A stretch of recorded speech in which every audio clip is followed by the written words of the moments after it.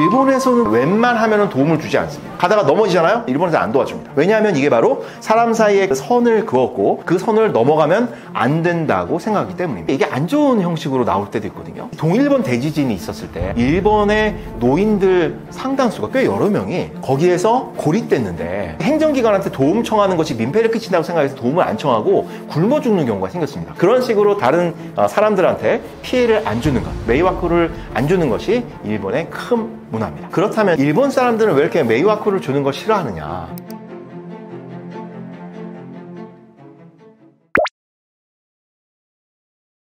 진짜 이런 말이 있습니다. 일본인은 선을 긋고 한국인은 선을 넘는다 라고 있거든요. 사실 이거는 제가 처음 본 거는 그 문화심리학자 한민 교수님이라고 계세요. 그분 책에서 처음 봤습니다. 심지어 그분 책 제목이 바로 선을 긋는 일본인, 선을 넘는 한국인이라는 제목이 있더라고요. 이 책 진짜 추천합니다. 이 책 뭐 혹시 한번 나오나요? 표지 한번 해주십시오. 제가 뭐 1원 한 푼 받은 건 없는데 책 너무 좋은 책이어서요. 선을 긋는 일본인, 선을 넘는 한국인이라는 책을 보시면 거기에 보면은 일본 사람들은 사람 사이에 선을 그어서 절대로 안 넘고 한국인들은 사람 사이에 뭔가 보이지 않는 선이죠. 이렇게 넘어가면 안 되는 그런 선이 있기는 한데 수시로 넘는다는 겁니다. 이거를 보통 우리는 오지랖이라고 부르죠. 거기서 오지랖이라고 부르는데 그 뭐 대표적인 오지랖이 우리 항상 하거는 명절 때 모였을 때 너는 언제 결혼하냐, 어떻게 취직은 언제 하냐 이런 것들이 사실은 사람 사이에 그런 것들을 이제 넘나드는 거죠. 지금은 이제 그런 것들이 되게 우리도 안 넘는 거를 미덕으로 치는데 일본 사람들은 그거를 되게 절대로 사람 사이에 그런 간격들을 안 넘는 거를 철저하게 지킵니다. 네, 철저하게 지켜요. 그러면 뭐 일본 사람들이 그럼 더 훌륭한 거냐, 일본 문화가. 우리는 오지랖을 떨어가지고 되게 사람들이 살기 피곤하고. 이게 사실 어떤 문화든지 장단점이 있습니다. 이 오지랖 문화가 사람 피곤하게 만드는데 이 오지랖 문화의 장점은 사람 사이에 어떤 필요할 때, 사람들이 도움이 필요할 때 사람들이 달려들어서 도와주는. 즉 예를 들어서 거리에서 사고가 나잖아요. 그럼 우리는 뭐 보통 항상 그게 미담 기사로 올라오죠. 거리에서 사고가 났는데 지나가던 행인들이 전부 다 달려들어가지고 차를 밀어 들어 올려가지고 뭐 사람을 구했다랄지, 아니면 사람이 뭐 떨어졌는데 사람을 취한 사람이 떨어져서 사람들이 달려들어가지고 사람을 구한다랄지, 뭐 이렇게 그런 게 되게 사실은 일반적이고요. 우리는 그렇게 어렵지 않은데 일본에서는 그런 거를 상상할 수가 없습니다. 웬만하면 도움을 주지 않습니다. 가다가 넘어지잖아요. 우리는 가서 어떻게 됐는지 도와주는데 일본에서 안 도와줍니다. 왜냐하면 이게 바로 사람 사이에 그 선을 그었고 그 선을 넘어가면 안 된다고 생각하기 때문입니다. 일본에서는 사람 사이에 선을 안 넘는 거를, 그 선을 넘게 되면은 그게 그 사람한테 해를 끼치는 거건, 그 사람한테 사실은 심지어는 도움을 주는 것까지도 그 사람한테 폐를 끼친다고 생각을 하거든요. 폐를 끼친다고. 일본에서는 뭐 보통 일본에 다녀오신 분들이나 일본 책이나 뭐 이런 거 보신 분들은 아마 이런 말 들어보셨을 겁니다. 일본에서 항상 누가 하든지 열심히 하겠습니다 다음에 오는 게 폐를 안 끼치도록, 여러분들에게 폐를 안 끼치도록 열심히 하겠습니다 거든요. 어떤 것이든지 가서 이제 폐를 안 끼치는 게 일본 사람들의 거의 인생 목표처럼 보입니다. 제가 한번 이걸 본 적이 있는데 그래서 일본 사람들은 굉장히 어렸을 때부터, 그러니까 애들이 뛰어놀고 식당에서 이렇게 뛰고 뭐 이런 것들은 일본을 상상할 수가 없거든요. 심지어는 일본은 유모차를 타고 대중교통을 이용하는 거, 지하철을 타고 이런 것도 전부 다 다른 사람들한테 폐를 끼친다고 생각한대요. 우리는 그렇게 생각하지 않죠. 그런데 일본 사람들은 그거를 폐를 끼친다고 생각하고 그런 것들을 철저하게 안 하는 것이 바로 일본의 문화입니다. 그렇기 때문에 그게 우리나라처럼 오지랖 때문에 피곤할 일은 없는데 다른 사람들의 도움을 받거나 이런 것들은 되게 어려울 수가 있습니다. 사실 일본 사람들이 이렇게 민폐를 안 끼치는 거, 이걸 제가 지금 경험한 게 있는데, 여행하다가요. 이건 일본에서 경험한 게 아니고 파키스탄이라는 나라를 여행하다가 경험한 적이 있습니다. 파키스탄에 훈자라는 곳이 있습니다. 약간 오지마을 비슷한데 되게 높은 계곡마을인데, 여러분 혹시 미야자키 하야오의 바람계곡의 나우시카라는 영화 보신 적 있습니까? 저 되게 좋아하는데요. 미야자키 하야오는 워낙에 유명하고 뭐 여러 가지를 하는데 그 여러 가지 훌륭한 작품들이 있는데 바람계곡의 나우시카라는 작품도 되게 훌륭하거든요. 거기 뭐 이제 바람의 계곡이 정말 멋진 계곡에 나우시카라는 친구가, 여자친구가 이제 막 그 글라이더 같은 거 타고 다니면서 이제 환경을 보호하고 막 이런 얘기인데, 바람계곡의 나우시카의 모델이 됐다고 알려진 곳이 바로 훈자입니다. 가면은 정말 그림 같아요. 너무 멋집니다. 하여튼 그런 훈자의 오지마을, 그래서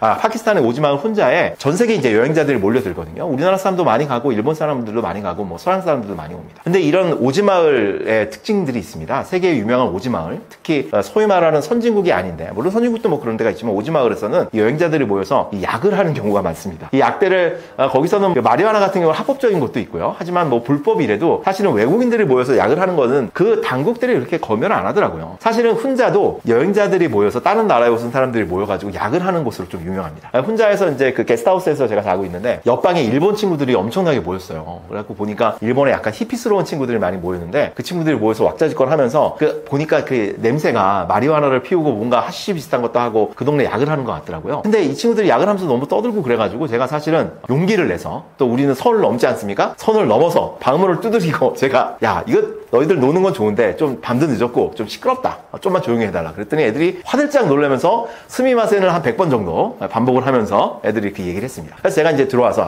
다행이다, 애들이 얘가 바르구나 싶어가지고 자고 있는데 한 30분 지났나? 아니 20분 지났나? 제 방문을 두드리는 겁니다. 아니 얘들이 화가 나서 이제 들어왔나 막 이렇게 생각을 했더니, 얘 문을 열었더니 그 옆방에 있던 친구가 자기들에게서 되게 지금도 이렇게 놀고는 있는데 되게 조심조심해서 놀고 있다, 혹시나 시끄럽진 않느냐 확인차 온 거예요. 정말 조용해서 아무것도 안 들렸거든요. 야, 그래서 든 생각이 그거였습니다. 얘들은 여행지 와서 모여서 약을 해도 예의 바르고 다른 사람한테 피해를 안 주는 선에서 약을 하는구나. 하여튼 되게 그런 게 신기했습니다. 저는 그래서 일본 문화가 왜 그런가 궁금했었는데, 여기 나중에 알고 보니까 일본에서는 그렇게 다른 사람한테 피해를 안 주는 게 굉장히 두꺼운 문화적, 그러니까 굉장히 강고한 문화적 전통이더라고요. 이거를 메이와쿠라고, 메이와쿠라는 말은 민폐, 폐, 성가심 이런 뜻입니다. 그러니까 한마디로 말해서 메이와쿠 문화는 메이와쿠를 다른 사람들한테 안 주는 게 메이와쿠 문화입니다. 그렇기 때문에 일본 사람들은 휴지 같은 것도 절대 안 버리죠. 이거는 딴 친구가 본 건데, 일본의 그 펑크족, 일본에도 펑크족 되게 많거든요. 펑크족 이렇게 머리 이상하게 하고 쇠사슬 같은 거 묶고 다니는 애들이 있는데, 펑크족이 담배를 딱 멋있게 피우다가 담배를 이렇게 잘 휴대용 재떨이에다 잘 끄드립니다. 절대로 담배째를 함부로 털거나 이런 적이 없답니다. 하여튼 그런 식으로 다른 사람들한테 피해를 안 주는 것, 메이와쿠를 안 주는 것이 일본의 큰 문화입니다. 근데 이게 그러면 진짜 좋은 거냐? 아까도 말씀드렸듯이 이게 안 좋은 형식으로 나올 때도 있거든요. 이게 뭐냐면은 특히 동일본 대지진이 있었을 때 아마 뉴스 보신 분들도 있을 거예요. 동일본 대지진에서 일본의 노인들 상당수가 꽤 여러 명이 거기에서 고립됐는데, 국가, 즉 행정기관한테 도움 청하는 것이 민폐를 끼친다고 생각해서 도움을 안 청하고 굶어 죽는 경우가 생겼습니다. 그래서 일본에서 거의 사회 문제가 됐거든요. 이 일본에서는 아까 말씀드렸죠. 유모차를 타고 전철을 타는 것도 다른 사람한테 폐해를 끼친다고 생각하고, 심지어는 국가한테, 행정기관한테 뭐를 받는 거, 자기가 그런 복지 차원에서 뭐를 받는 것도 폐해를 끼친다고 생각합니다. 그렇기 때문에 그 동일본 대지진 때 폐해를 끼치지 않기 위해서 그렇게 계속 굶다가 굶어 죽은 노인들이 생길 정도입니다. 이렇게 일본의 메이와쿠 문화는 엄청나게 강해서 일본 사람들 딱 하나 선을 그어놓는 걸 절대 넘지 않고, 그다음 한국 사람들은 그거를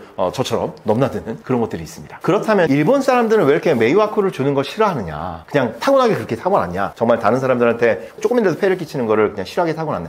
여기에는 또 문화적인 배경이 있습니다. 뭐냐면은 온이라는 개념이 있습니다. 온은 일본식 발음이고요. 우리나라 말로 하면 은입니다. 은행 은자. 일본에서는 태어나면서 죽을 때까지 사회적으로 다른 사람한테 이렇게 뭔가 받는 것들, 그런 것들을 온이라고 부릅니다. 그리고 그 다른 사람한테 받는 그런 은혜, 즉 부모한테도 은혜를 받죠. 그 다음에 이 온 중에 최고의 온은 천황한테 받는 온입니다. 천황한테 받는 온은, 은혜는 임금의 은혜, 즉 우리도 전통시대 때 그랬는데, 이 임금한테 받는 은혜와 부모님한테 받는 은혜는 엄청나서 죽을 때까지 해도 못 갚는다는 게 정상 아닙니까? 그렇기 때문에 죽을 때까지도 충성을 다하고 효도를 다하는 게 동아시아의 이제 기본적인 문화적 배경인데, 일본은 특히 그 천황한테 받은 온은 부모한테 받은 온이랑은 비교도 할 수 없이 크다. 그래서 가미가제 특공대가 그렇게 덴노 히데키 반자이 하면서 꼬라박는 게, 사실은 그런 온 개념 굉장히 큽니다. 이 온은 갚아야 되는데요. 이 온은 천황에만 갚는 게 아니고 이제 부모한테도 갚아야 되고요. 그리고 다른 사람한테 도움을 받으면 그 사람한테 은혜를 잇는 겁니다. 우리도 결초보온이라고 그래가지고 뭐 풀 묶어가지고서는 갚는다 그러는데, 일본은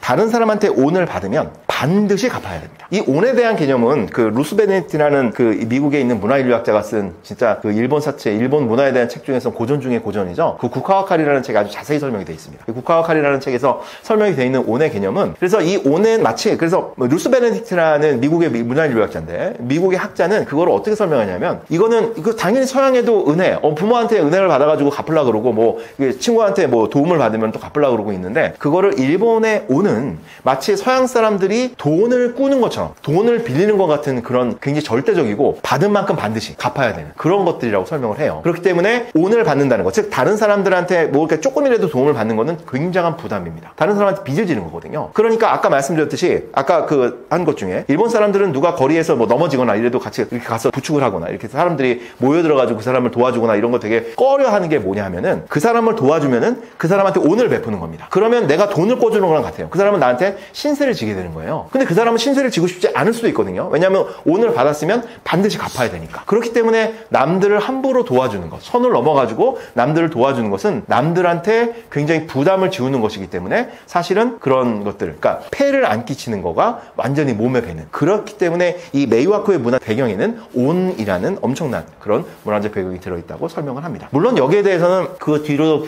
비판이 많아요. 재미있는 거는 국화와 칼이라는 책이 나왔으니까 잠깐 설명을 드리면, 이 국화와 칼 여기 이제 뭐가 나오겠죠. 국화와 칼 지금도 스테디셀러로 우리나라에서도 잘 팔리고 있습니다. 국화와 칼이 나온 거는 1946년입니다. 이 국화와 칼을 쓴 루스 베네딕트는 그 당시에 굉장히 유명한 미국의 문화 인류학자였는데, 그래서 일본 문화에 대한 책을 썼는데, 이거는 자기가 쓰고 싶어서 쓴 책이 아니에요. 미국 정부의 요청으로, 미국 정부의 오다를 받아가지고 쓰게 됐는데, 미국 정부가 요청을 한 거는 일본이랑 전쟁을 해보니까 일본을 도저히 모르겠는 거예요. 이거는 상상을 할 수가 없는 거죠. 아니 서양 사람들이 가미가제를 해서 이 천황 만세를 부르면서 자산폭탄, 자살 테러를 하는 거를 이해를 할 수가 없잖아요. 그렇기 때문에 이거는 일본한테 이기더라도 일본을 어떻게 항복을 시키고 그 다음에 일본을 잘 통치하기 위해서는 뭔가 일본 문화에 대해서 공부할 게 필요하다고 생각을 해가지고, 그 당시 가장 미국에서 유명하고 굉장히 잘 나갔던 문화인류학자인 루스 베네딕트한테 일본 문화를 좀 설명해달라고, 진짜 모르겠다. 그래서 맡긴 겁니다. 근데 재밌는 거는 루스 베네딕트가 일본에 가본 적이 없어요. 가본 적이 없는데, 그때는 맡겼을 때는 2차 세계대전이 한창 벌어지고 있을 때였거든요.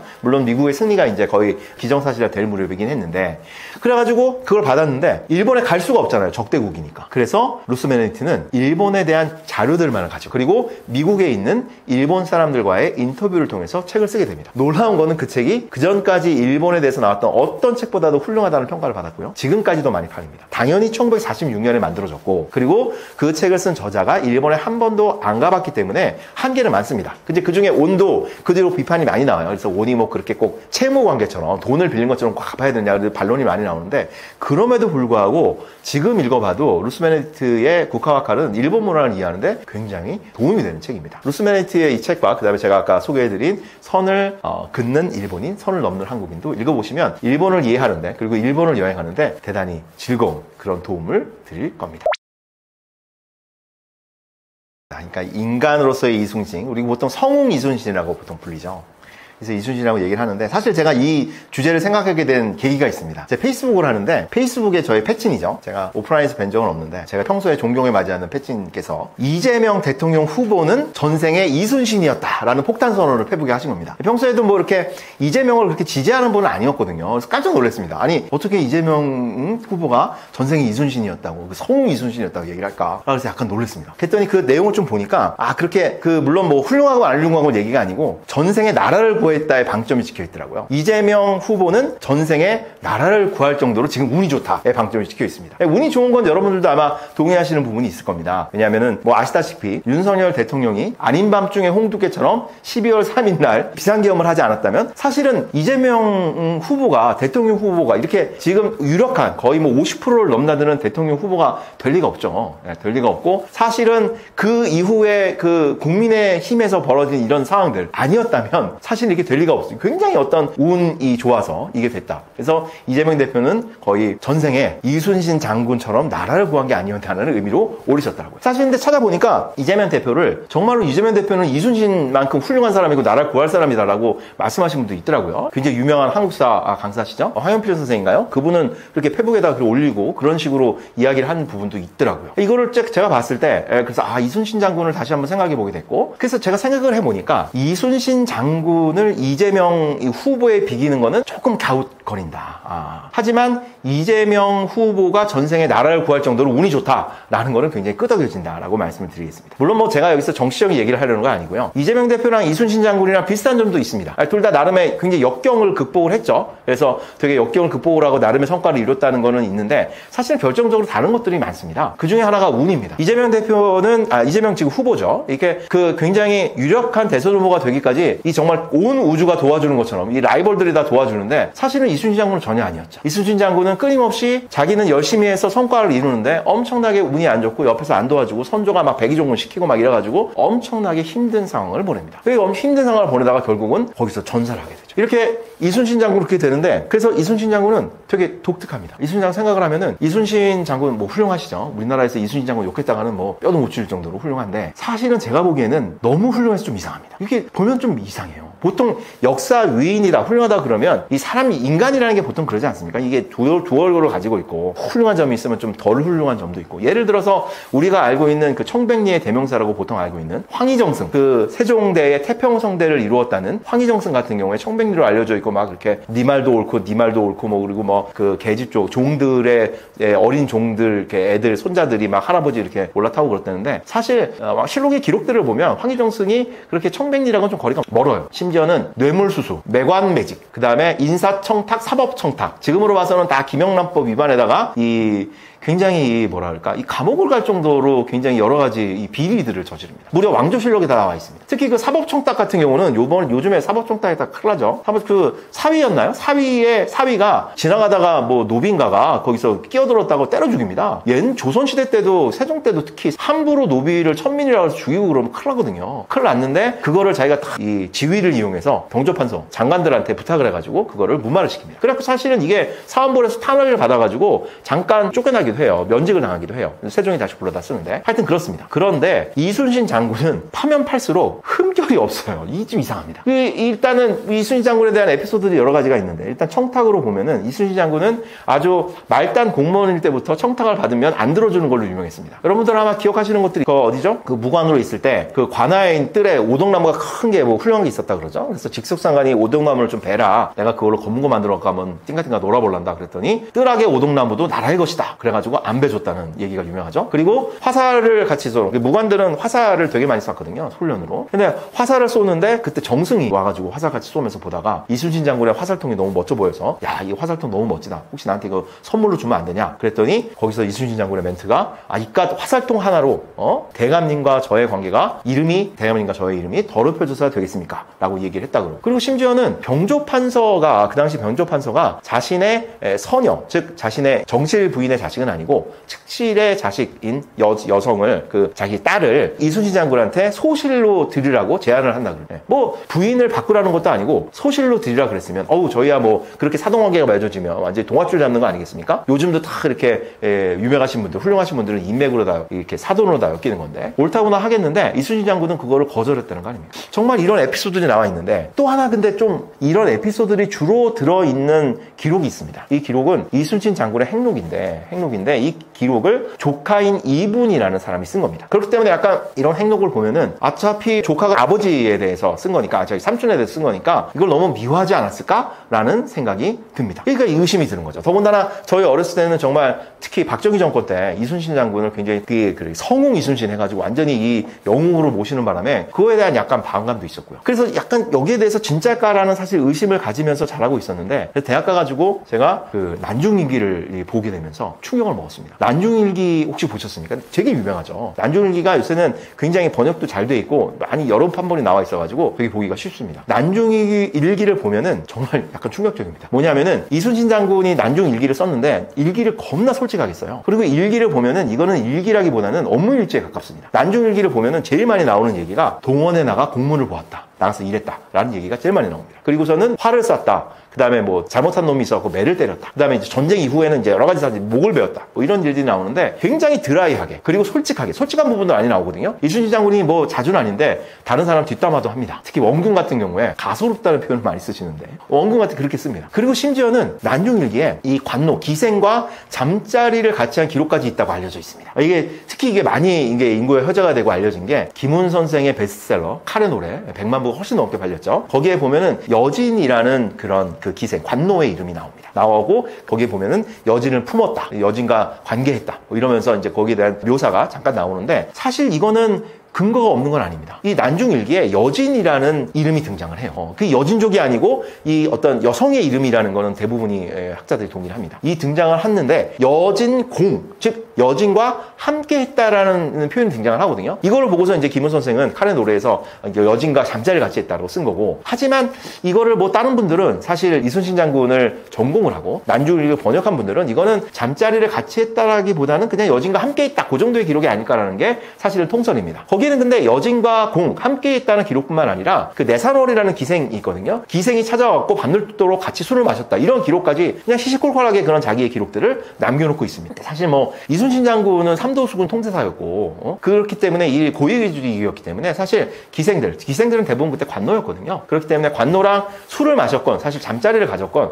사실 그거는 그 당시에 있어서는 전혀 문제가 안 되는 겁니다. 하여튼 우리가 이런 기록을 보면서 알 수 있는 거는 이 난중일기가 엄청나게 소지가 있어졌다는 걸 알 수가 있어요. 난중일기의 모든 기록들이 이렇게 드라이하게 업무일지 스타일로 쓰여진 건 아니에요. 거기에 보면은 정말 눈물을 흘리는 얘기, 가슴 아픈 얘기도 진짜 많이 나오거든요. 특히 다 아시다시피 이순신 장군이 모함을 받아가지고 백의종군을 하게 되잖아요. 심지어 고문을 받고서 백의종군을 하러 가는 길에 어머니가 죽었다는 소식을 듣습니다. 이순신 장군 진짜 효자로 유명한데 항상 거기 임지에 나와 있어도 어머니 걱정으로 진짜 맨날 눈물 흘리고 그랬는데 그 소식을 듣고는 엄청나게 슬픈 그런 가슴이 찢어지는 거를 기록합니다. 근데 사실은 그보다 더 가슴 아픈 기록이 있습니다. 그때 이순신 장군의 막내 아들인 면이 왜군이랑 싸우다 죽거든요. 그거를 또 이 백의종군 기간에 듣습니다. 그래서 거기에 대해서 구구절절하게 써놓는데 그 부분은 한번 찾아 읽어보시면 그 부분의 시작이 꿈속에서 자기 아들을 봤다는 거예요. 꿈속에 자기 아들을 봤는데 자기가 말을 타고 가다가 이제 넘어졌는데 아들이 그걸 탁 부축을 해가지고 아버지를 이렇게 케어를 해줬다. 그래서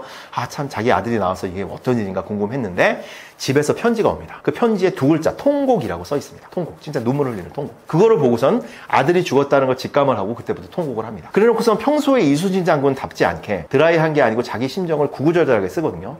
저도 이제 자식을 낳아서 키워본 입장에서는 정말 거기에 하늘이 어찌 이다지도 얻지 못한가. 간담이 타고 진짜 내장이 다 찢기는 것 같다라는 거 하고 거기 보면은 내 아들아 나를 버리고 어디로 갔느냐. 내가 죽고 네가 사는 게 이 자연의 이치인 거를 네가 죽고 내가 사는 게 말이 되느냐 이렇게 구구절절 써놓으셨는데 정말 참 진짜 가슴이 아픕니다. 그리고서는 가가지고 12척의 배, 이제 정확히 13척인데 13척의 배를 가지고 명량대첩을 이룬 거예요.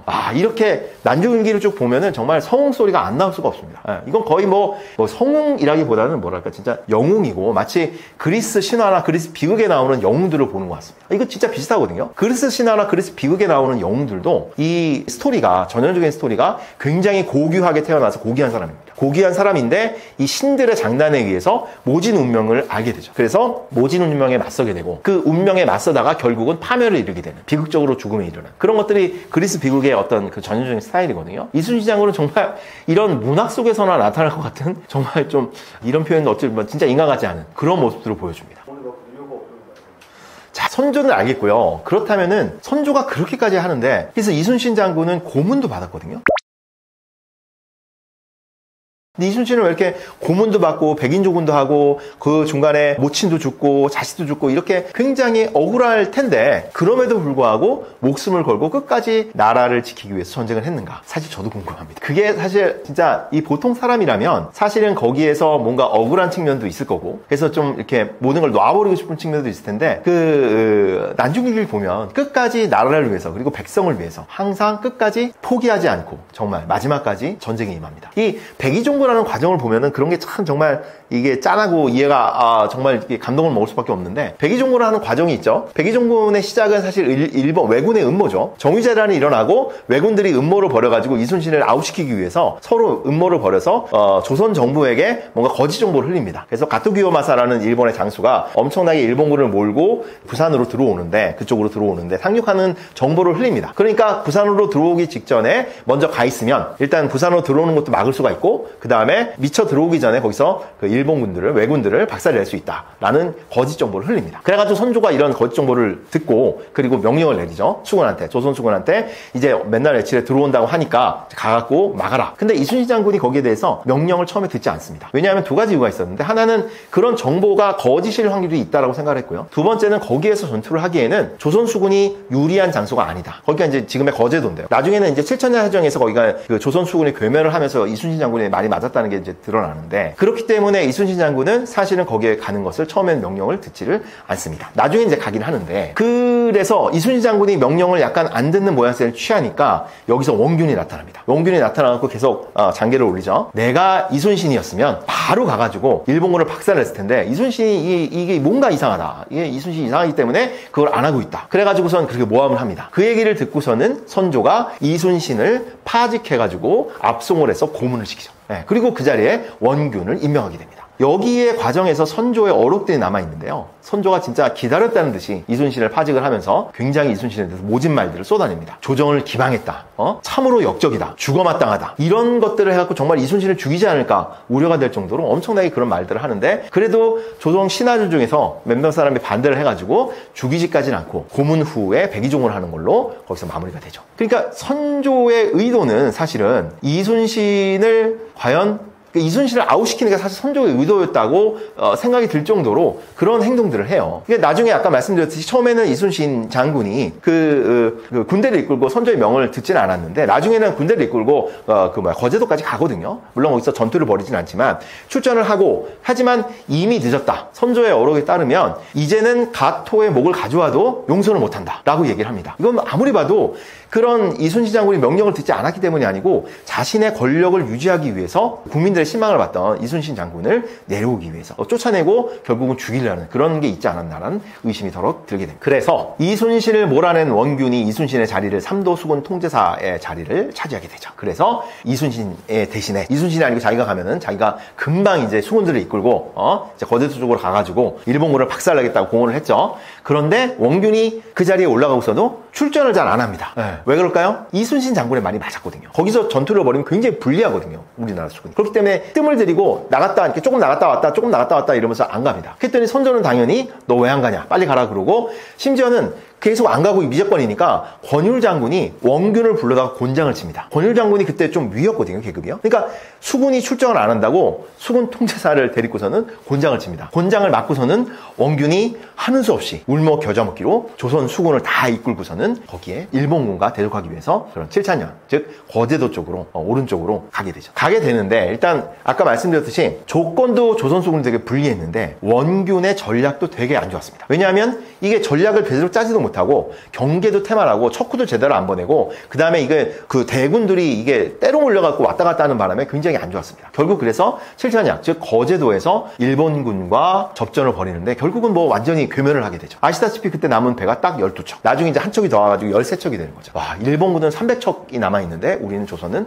딱 13척만 남은 겁니다. 원균 자신도 칠천량에서 거기서 전사를 하게 되죠. 자, 이제 이렇게 됐으니까 완전히 조선에서 난리가 났죠. 그래가지고 결국은 이제 뭐 어쩔 수 없이 이순신 장군을 복직시키는 교서를 내는데, 이순신을 복직시키면서 조선 수군이 괴멸을 했잖아요. 그렇기 때문에 선조는 거기다가 해전에서 이제 싸우지 말고 이제 들어와서 권율이랑 같이 육전을 준비해라. 해전은 지금 배가 이제 12척, 13척 남았는데 어떻게 되냐, 그렇게 얘기를 합니다. 그렇게 권고를 하는데, 근데 이 순간에 이순신이 유명한 장계를 보내죠. 신에게는 아직도 12척이. 이게 참 정말 구절구절이 좀 감동적이거든요. 진짜 누가 문학작품에 쓴 것처럼 이게 짠 보면은 지금 신에게는 아직도 전선 12척이 있습니다. 나아가서 죽기로 싸운다면 해볼만 합니다. 전선의 수는 비록 졌지만 신이 죽지 않는 이상 적은 감히 우리를 업신여기지 못할 것입니다. 와, 이건 마치 그냥 소포클레스 비극 보는 것 같아요. 그냥 그렇습니다. 이 죽음을 알고 말도 안 되는 12척, 13척을 가지고 거기는 300척, 이제 오는 데는 130척 정도 오는데 말도 안 되는데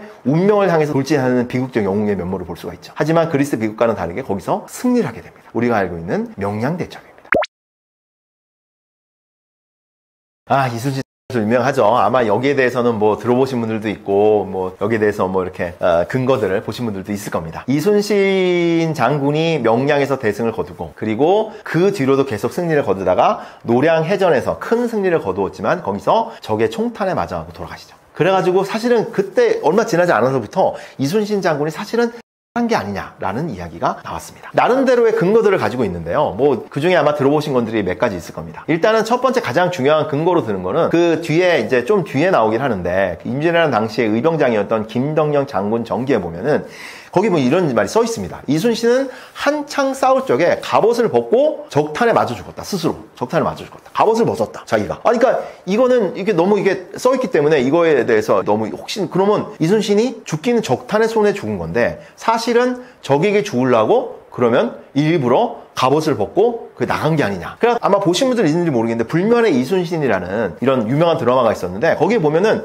자, 그 이순신 장군의 마지막 장면을 진짜 갑옷을 벗어갖고 남한테 덮여주고 그 다음에 이제 붉은색 그런 천릭이라고 천조각, 천옷을 입고서는 거기서 막 북을 두드립니다. 그래서 배를 앞으로 전진시킵니다. 당연히 일본군이랑 가까워져가지고 일본군이 조총을 쏴가지고 이순신 장군을 죽는 걸로 그렇게 묘사를 했거든요. 그렇다면은 그럼 왜 이렇게 스스로 적진에 뛰어든 걸 했을까요? 여기에 대해서 설명이 이제 멋지게 붙습니다. 어차피 선조는 이순신을 죽이려고 마음을 먹었고 만약에 전쟁에 승리한다 하더라도 왕의 손에 죽을 게 확실하기 때문에 차라리 깨끗하게 자기가 여기서 죽으면은 자기뿐만 아니라 자기의 가족들이나 아니면 자기의 그런 부하들 다 역모에 안 걸리기 때문에 그렇게 죽었다라는 것이 스토리가 형성이 됩니다. 그리고 또 한 가지는 여기서 그게 이제 그럴듯하게 또 되는 거는 일본의 조총이라는 게 뭐 지금 총이랑은 비교가 안 되거든요. 사정거리가 되게 짧습니다. 그 전까지는 뭐 사정거리가 50m쯤이었다 하고 이제 정유재랑쯤 되면 이제 개량해갖고 뭐 이제 100m쯤 됐다 그러는데 자 100m는 먼 것 같지만 사실 바다에서는 이게 그렇게 먼 거리가 아니거든요. 더군다나 조선 수군이 굉장히 자랑했던 것들이 화포였습니다. 일본은 화포가 없었어요. 조총으로 쏘았고 그리고 조선은 이순신 장군이 화포를 개량해갖고 엄청나게 화포가 굉장히 멀리 나가는 화포들을 가지고 있었거든요. 그러니까 대장선이잖아요. 대장선에 일본의 군함들이 가까이 붙지는 못합니다. 화포로 다 쏘기 때문에. 그리고 대장선이 크고 일본 배도 규모가 만만치 않았기 때문에 일본에서 이 배에서 쏠려면 이순신 장군이 제일 앞에 있어야 되고요. 그리고 일본에서도 앞에 써야 됩니다. 그렇기 때문에 이게 그래야지 유효사거리가 나오거든요. 이런 것들로 봤을 때 아까 말씀드렸듯이 이순신 장군이 여기서 적군의 손에 조끼로 마음을 먹고 배를 몰아갖고 갑옷도 벗고 그래서 그렇게 죽은 게 아니냐라는 이야기가 있습니다. 진짜일까요? 물론 여기에 대해서는 여러 가지 반론들이 있고 사실은 역사학자들이 생각하는 거는 그렇게 생각하지 않습니다. 이순신 장군은 그냥 전사했을 거라고 생각합니다. 왜냐하면 여기에 몇 가지의 이제 이유가 있거든요. 반론들이 있는데 첫 번째 아까 그 총탄 말씀드렸잖아요. 그래서 가까이 있지 않으면 그게 힘들다. 근데 사실은 난중일기 기록에 보면 이순신 장군이 총탄에 맞았다는 기록이 나옵니다. 임진왜란 초창기에 이순신 장군이 군대를 이끌고 전쟁을 벌이다가 적의 총탄을 어깨에 맞아요. 어깨에 맞아가지고 뚫고 나갑니다. 다행히 그때는 경상이어가지고 그냥 곧 이게 되지만 사실은 임진왜란 때 특히 수정 같은 경우, 해전 같은 경우에 우리는 화포를 이용해서 주로 했지만 일본 같은 경우는 화포가 없었기 때문에 조총을 이용해서 굉장히 많이 쐈거든요. 그렇기 때문에 사실은 조총에 맞아서 죽게 되는 병사나 장수들도 있었고 사실 이순신 장군도 그 전에 맞았던 경험이 있습니다. 그리고 노량해전 같은 경우는 특히 조총들이 많이 사용됐대요. 그때 우리나라는 그때 이순신 장군을 비롯한 장수들만 거의 20명이 죽거든요. 그 중에는 이순신 장군처럼 총에 맞아 죽는 사람도 있습니다. 그리고 아까 말에 나왔던 그런 김덕령 장군의 전기에 보면은 그런 갑옷을 벗고 스스로 죽었다 뭐 이렇게 돼 있는데 총탄으로 뛰어들었다. 근데 사실은 거기에 이제 면주, 우자라는 게 갑주라는 뜻도 있고 주자라는 게 이제 투구라는 뜻도 있는데 그거에 대한 해석이 갑옷을 벗었다가 아니고 사실 면주라는 것은 투구를 벗었다. 면주라는 뜻이고 그 면주라는 게 약간 관용구처럼 면주라고 하면은 죽기를 각오하고 싸웠다는 관용구가 있답니다. 이게 이제 중국에서는 이런 고사성어나 뭐 이런 사자성어나 이런 게 많잖아요. 그게 중국에 있는 춘추 좌시전이라고 거기에 그 이제 유명한 장수가 투구를 벗고 가서 죽기 살기로 싸워가지고 이겨가지고 그래서 면주라는 표현은 사실은 죽기를 각오하고 열심히 싸웠다는 표현이라고 합니다. 그리고 결정적으로는 아까 동기 내가 결국은 이겨봐야 선조한테 죽기 때문에 난 여기서 차라리 죽는 게 낫다 그랬는데 그거는 사실 동기가 약하고 말도 안 됩니다. 왜냐하면 그 첫 번째로 이순신 장군이 노량해전을 벌이게 되는 과정들이 있거든요. 이순신 장군이 노량해전을 벌일 때는 이미 일본의 패색이 짙었습니다. 거기다 결정적으로 도요토미 히데요시가 병으로 죽었죠. 그렇기 때문에 일본 군들은 어떻게 하면 무사히 일본으로 돌아갈까가 최대의 관심사였습니다. 그래서 명나라 군대 장수들한테 엄청나게 뇌물을 씁니다. 심지어 뇌물 중에서는 적의 수급도 있었습니다. 야, 우리 군사 왜군의 목을 1000개를 줄게, 2000개를 줄게. 그러니까 우리가 도망가는 건 좀 봐줘. 이렇게 해서 엄청난 금은보화를 받고 거기다가 전과를 올릴 수 있는 그 일본군의 수급을 더블로 받아가지고 명나라 장수들은 그 정도면 이제 보내주자라고 생각을 하고 다 보내주려고 생각하거든요. 그럼에도 불구하고 이순신 장군은 마지막까지 왜군들을 안 보내라 끝까지 싸운 겁니다. 심지어는 명나라 장수였던 진린한테 그런 수급도 주고 우리도 마찬가지로 그리고 막 뇌물 같은 것도 주고 이럴 정도로 이순신 장군 평소 스타일에 안 어울리게 그럴 정도로 굉장히 끝까지 싸웠습니다. 보십시오. 어머님 돌아가셨죠? 자기 아들은 왜구의 손에 죽었습니다. 왜적의 손에. 그렇기 때문에 이순신 장군은 마지막까지 돌아가는 한 명의 적까지도 죽이는 게 자신의 인생 목표가 된 겁니다. 그런데 거기서 자신이 죽으면 아직까지 거기서 고니시 유키나가라고 일본군의 적장들 중에 거물급들이 안 빠져나간 사람도 있었거든요. 그러니까 내가 여기서 죽어야지 라고 생각하기가 어려웠을 겁니다. 자, 이런 식으로 동기도 사실 없었고요. 그 다음에 임진왜란 초기에 총에 맞을 정도로 사실 총에 맞는 길이 드문 일이 아니었고 그 다음에 그런 문헌 기록으로 나온 것도 사실은 그렇게 해석될 수 없는 여지가 있기 때문에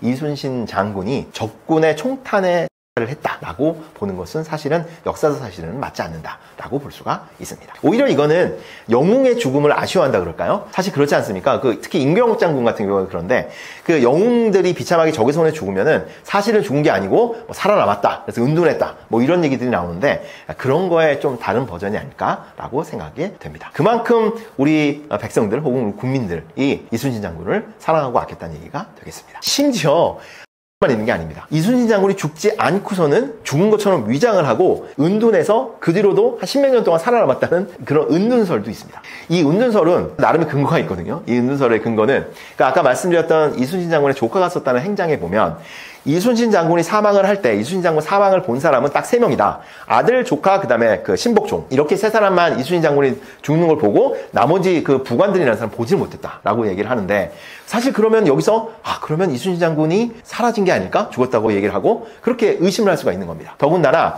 여기에 또 근거 비슷하게 되는 게 이순신 장군이 죽고 나서 전사하고 나서 장례를 80일 만에 치릅니다. 꽤 길죠. 그리고 장례를 치르고 나서 15년이 있다가 이장을 합니다. 묘를 옮겨요.